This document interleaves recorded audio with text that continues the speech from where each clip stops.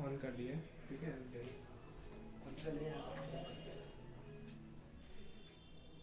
Hello students, my name is S.K. Mishra. Students, मैं आज आपको बताने जा रहा हूँ जो अपकमिंग एग्जाम्स हैं आपकी, उसमें कैसे बेहतर परफॉर्म कर सकते हैं। कुछ टिप्स एंड ट्रिक्स मैं आपको बताने जा रहा हूँ कि क्वेश्चन का आंसर लिखते समय आपको किन किन बातों का ध्यान रखना चाहिए। तमाम बच्चों ने रिक्वेस्ट की थी कि आपको सिलेबस बताया जाए, कौन कौन सी चीज़ें आपके एग्जामिनेशन में आने वाली हैं, उसके बारे में कुछ बातें बताई जाए, उस पर वीडियो बनाया जाए।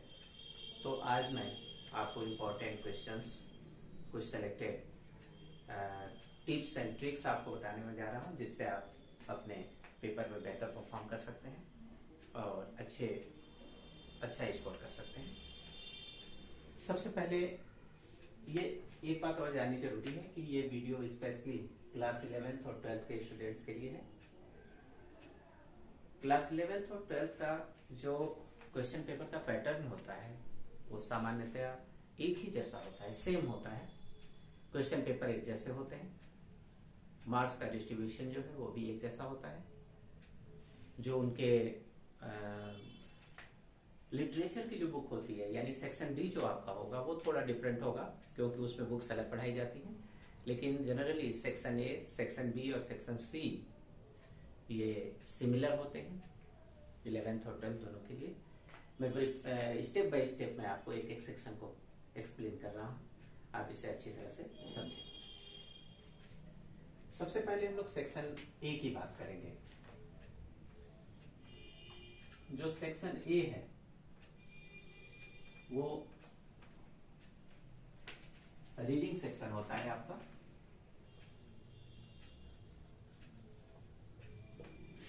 रीडिंग सेक्शन होता है।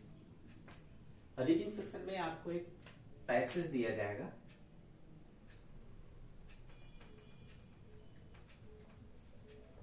और पैसेज पे बेस्ड 4 क्वेश्चंस आपसे पूछे जाएंगे। एक लॉन्ग पैसेज दिया जाएगा, उसको आपको सिंसियरली रीड करना होगा और उस पे बेस्ड 4 क्वेश्चंस होंगे, A B C and D. उन क्वेश्चंस का आपको आंसर लिखना होता है। आपको आंसर ब्रीफली लिखना चाहिए, बहुत ही लॉन्ग आंसर नहीं होने चाहिए। जो क्वेश्चंस हैं उनके आंसर्स ब्रीफली होने चाहिए। अगर हम मार्क्स डिस्ट्रीब्यूशन की बात करें तो ये 3 मार्क्स के क्वेश्चंस होते हैं, यानी 12 मार्क्स का क्वेश्चन बनता है। इस पे जो फर्स्ट क्वेश्चन होगा आपका, जो रीडिंग सेक्शन होगा, वो 12 मार्क्स का होगा और हर एक क्वेश्चंस 3 मार्क्स के यूजुअली होंगे। उनके आंसर्स आपको लिखने होंगे और हर एक आंसर ब्रीफली ही लिखना चाहिए, लॉन्ग आंसर्स नहीं करने चाहिए। मैक्सिमम हर एक क्वेश्चन का आंसर 30 वर्ड्स में होना चाहिए, मैक्सिमम 30 वर्ड्स। अगर उससे कम में ही आंसर पूरा हो जाता है तो ओके। ये सेक्शन ए की बात हमने की, रीडिंग सेक्शन के बाद दूसरा जो सेक्शन बी होता है वो राइटिंग सेक्शन होता है।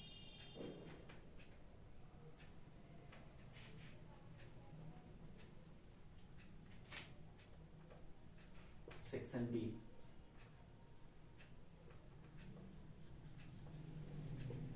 राइटिंग सेक्शन है।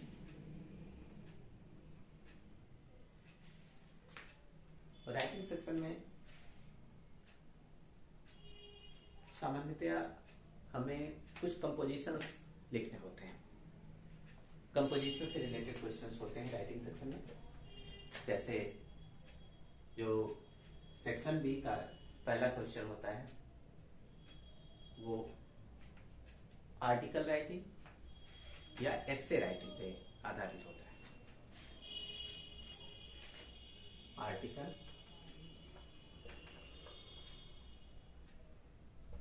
राइटिंग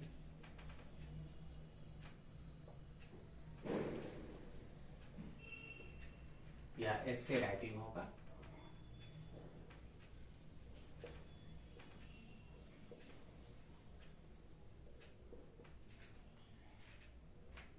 सवाल ये उठता है कि इन्हें हमें मैक्सिमम कितना लिखना चाहिए, कितने लाइंस में लिखना चाहिए या कितने वर्ड्स में लिखना चाहिए। तो इसका आंसर आप 150 वर्ड्स में लेंगे। 150 वर्ड्स। 150 वर्ड्स का अर्थ होता है यूजुअली अगर लॉन्ग पेज है तो आप एक पेज में इसका आंसर दे सकते हैं। अगर पेज A4 साइज का है तो पूरा फुल 1 पेज में आप इसका आंसर लिख सकते हैं, या अगर A4 साइज का नहीं है, छोटा है, तो 1.5 पेज में आप इसका आंसर लिखेंगे। बहुत बड़ा नहीं लिखना चाहिए। और एक मैं और आपको यहाँ पे हिंट देना चाहता हूँ कि जो एस्से आप लिखेंगे उसके 3 पार्ट्स होने चाहिए। यूजुअली उसे आप 3 पार्ट्स में डिवाइड करें।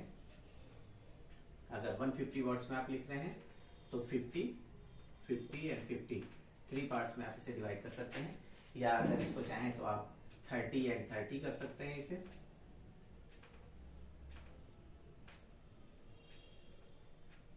और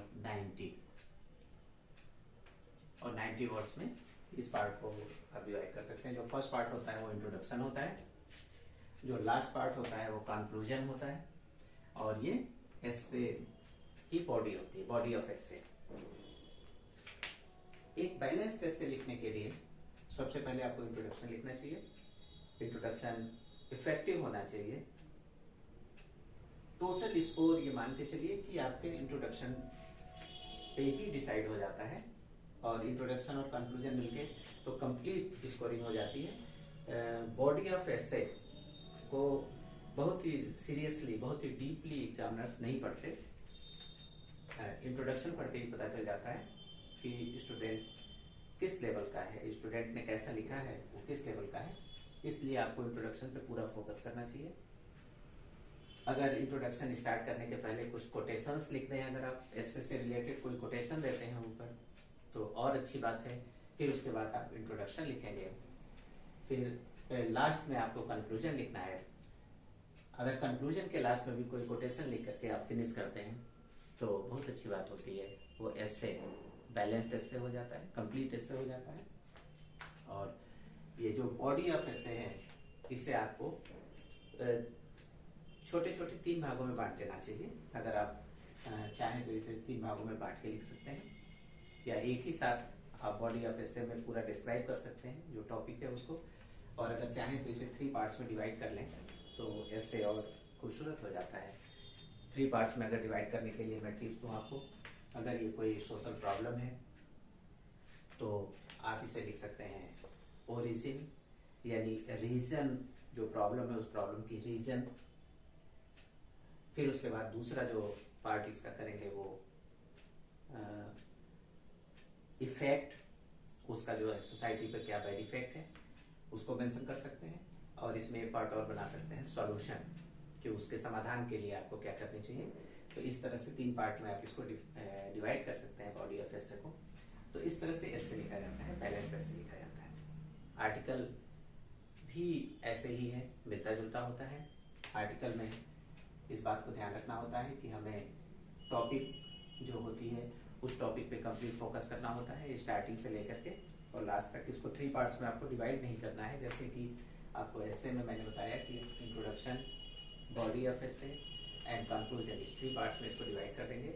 आर्टिकल में ऐसा नहीं है। आर्टिकल में आप पैराग्राफ चेंज करते हुए जो टॉपिक होता है उस टॉपिक को डील कर सकते हैं कंटिन्यूअसली और बढ़ते चले जा सकते हैं। ये सेक्शन बी के फर्स्ट पार्ट की बात हुई, जो कि एस्से या आर्टिकल राइटिंग है। इसके बाद आते हैं सेकेंड पार्ट पे।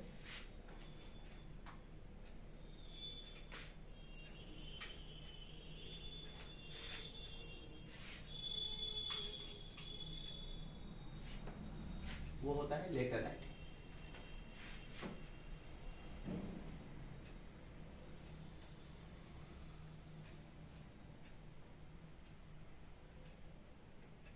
राइटिंग में जो सेकेंड पार्ट है वो लेटर राइटिंग का है।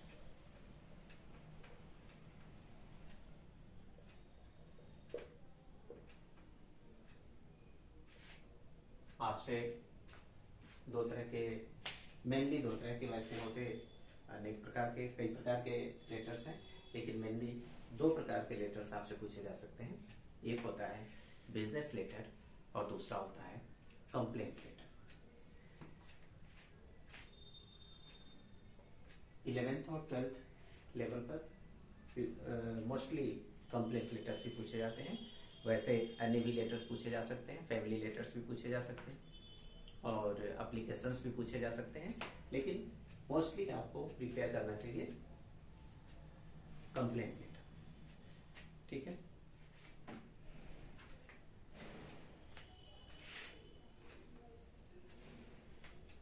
इसके बाद नेक्स्ट टॉपिक शुरू होता है, अगला सेक्शन शुरू हो जाता है। इसके बाद वो सेक्शन है आपका सेक्शन सी और ये ग्रामर पोर्शन।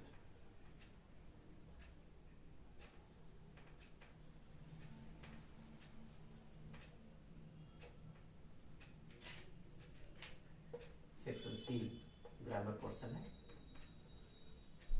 इस पोर्शन में सबसे पहले नरेशन, जो पहला क्वेश्चन होगा जनरली वो नरेशन से रिलेटेड होगा। डायरेक्ट स्पीच दिए जाएंगे और आपको इनडायरेक्ट स्पीच में उसे चेंज करना होगा। सेकेंड सिंथेसिस, अगला क्वेश्चन सिंथेसिस का होगा। ये कनेक्ट करना होता है, आपको सेपरेट सेंटेंसेस दिए जाएंगे, उन्हें कनेक्ट करना होगा। मेंशन किया रहता है कि आपको कनेक्ट करके सिंपल सेंटेंस बनाने हैं या कॉम्प्लेक्स सेंटेंस बनाने हैं या कंपाउंड सेंटेंस बनाने हैं, ये मेंशन किया रहता है। इसके अकॉर्डिंग आपको जो भी इंस्ट्रक्शन दिया रहता है उस इंस्ट्रक्शन के अकॉर्डिंग आपको कनेक्ट करना होगा, सेंटेंसेस को कंबाइन करना होगा। Third transformation,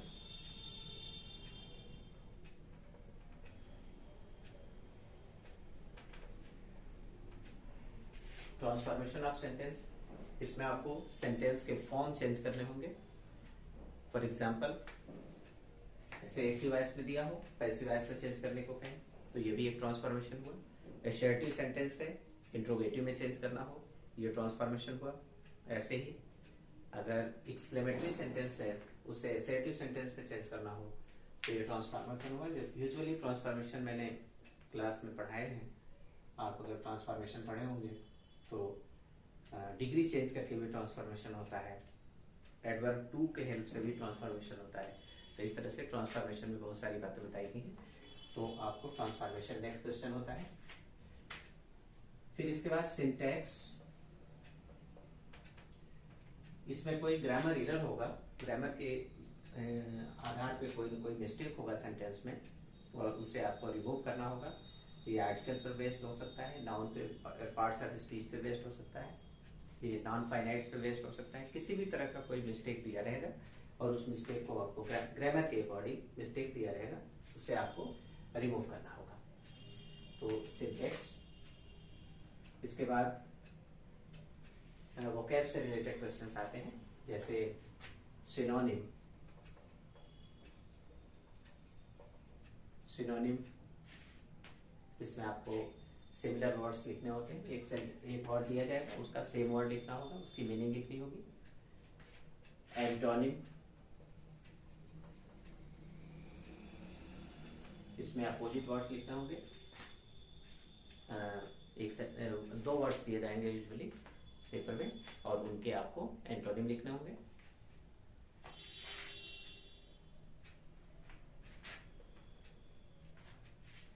one word substitution,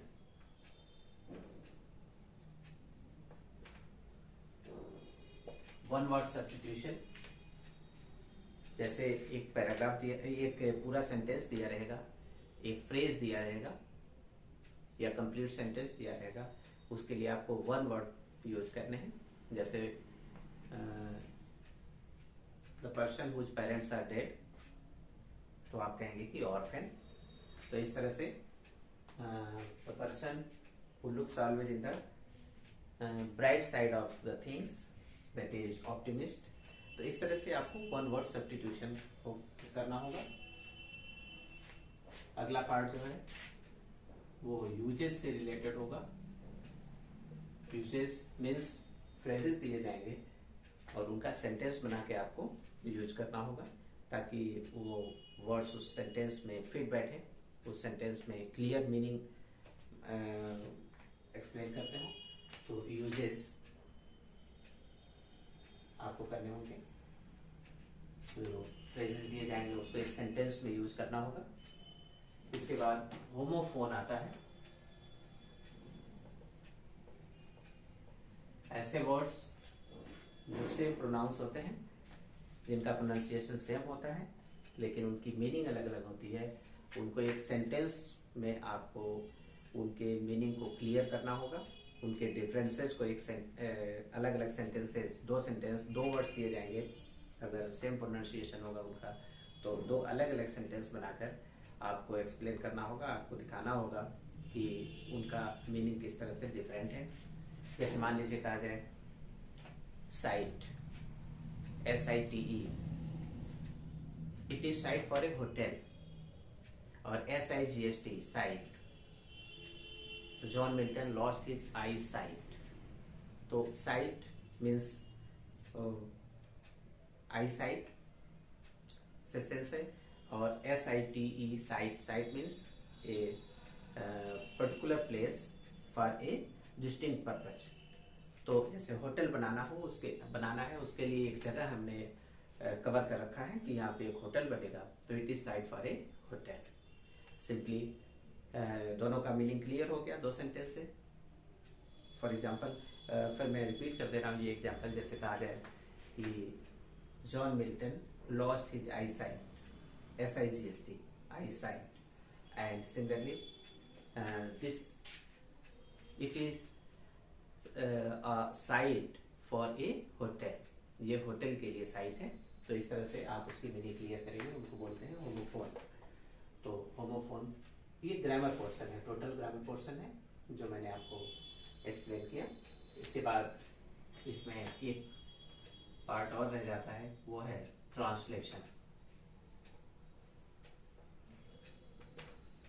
translation Hindi to English translation आपके सिलेबस में है। हिंदी में पैसेज दिया जाएगा, हिंदी का एक स्टोरी दी जाएगी, एक पैराग्राफ दिया जाएगा, उसको आपको इंग्लिश में ट्रांसलेट करना होगा। 8 मार्क्स का क्वेश्चन ये होता है, तो काफ़ी इंपॉर्टेंट है एग्जामिनेशन के दृष्टि से। सॉरी। तो इसे आप देखेंगे, ये ग्रामर पोर्शन है, टोटल ग्रामर पोर्शन है ये, इसे आप रिपीट करेंगे। वीडियो पॉज करके एक एक पोर्शन को आप अच्छी तरह से पढ़ें, अच्छी तरह से देखें, उस पर कुछ एग्जाम्पल्स करें ताकि एग्जामिनेशन के लिए आपका प्रिपरेशन हो सके। सेक्शन डी आता है लिटरेचर। यहां तक ABC, section A reading, section B writing और section C grammar.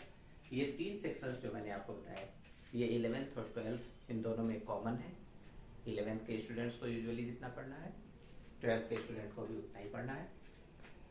Section D जो होता है वो लिटरेचर पोर्शन शुरू होता है।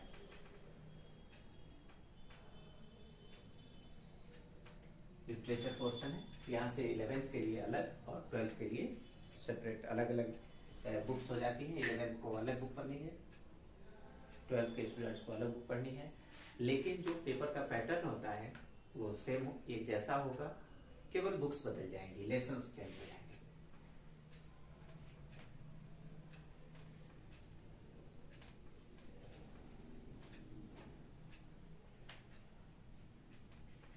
लिटरेचर में प्रोज, सबसे पहले आपको प्रोज पढ़ना है,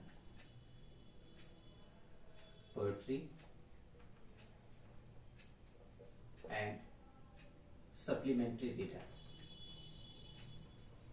ये 3 पार्ट्स हैं लिटरेचर में जो आपको पढ़ने हैं। प्रोज में एक पैसेज दिया जाएगा जो आपके बुक से होगा, ये बुक से रिलेटेड होगा, प्रोज पोर्शन से, और उसके बेस्ड उस पर जो आधारित होगा नीचे कुछ क्वेश्चंस दिए जाएंगे, उन क्वेश्चंस का आपको आंसर लिखना होगा।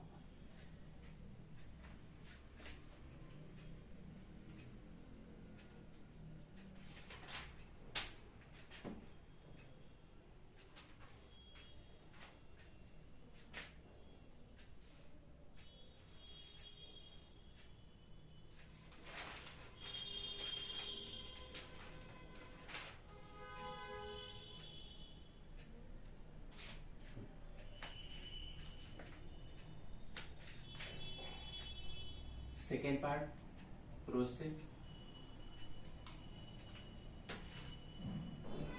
लॉन्ग आंसर टाइप क्वेश्चंस दिए जाएंगे।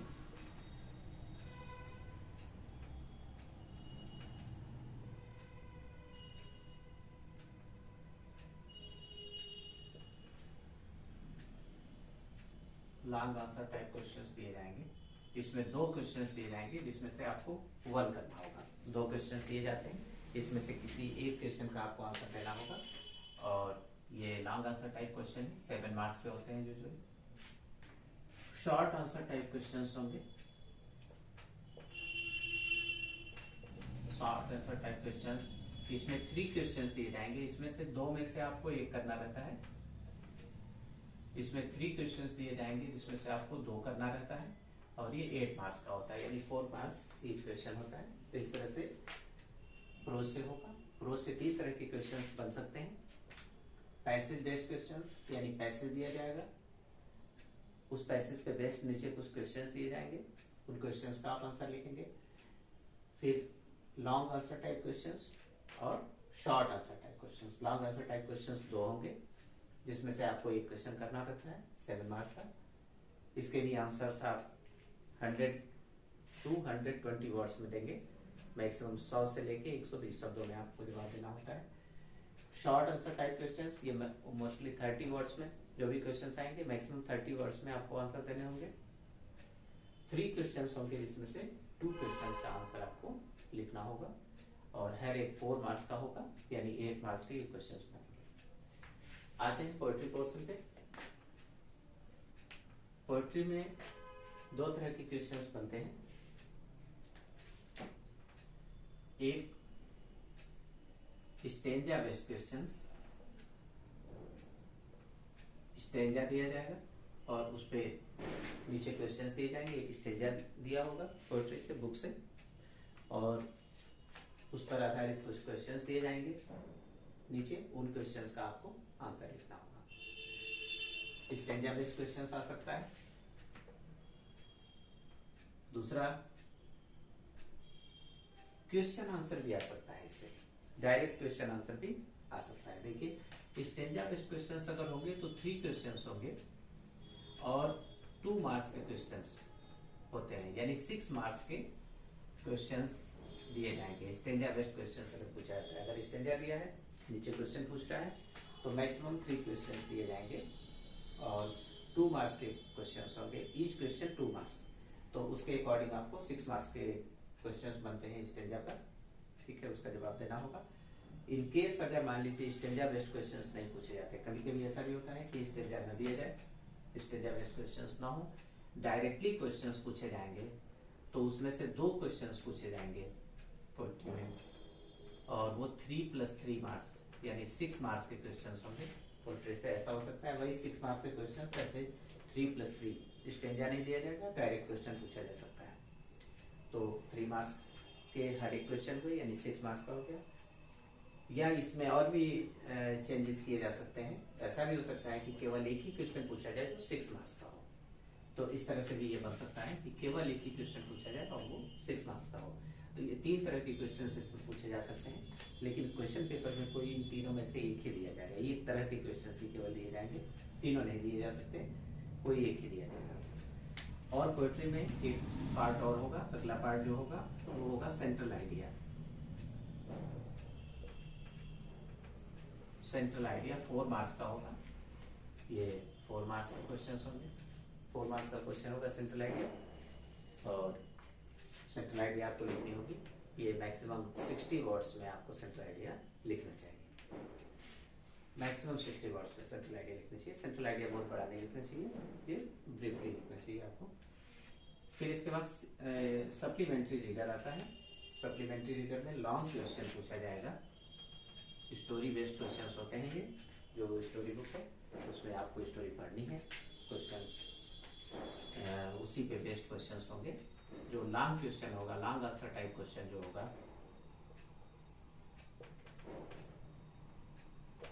वो 7 मार्क्स का होगा और इसका भी आंसर आपको 100 से लेके 150 वर्ड्स में, 120 वर्ड्स में देने चाहिए। बहुत बड़ा नहीं करना चाहिए, पेपर काफ़ी लंबा है, बहुत सारी चीज़ें लिखनी है इसमें, तो ध्यान रखना चाहिए कि जो टाइम है वो टाइम डिस्ट्रीब्यूशन अच्छी तरह से करके आप लिखें।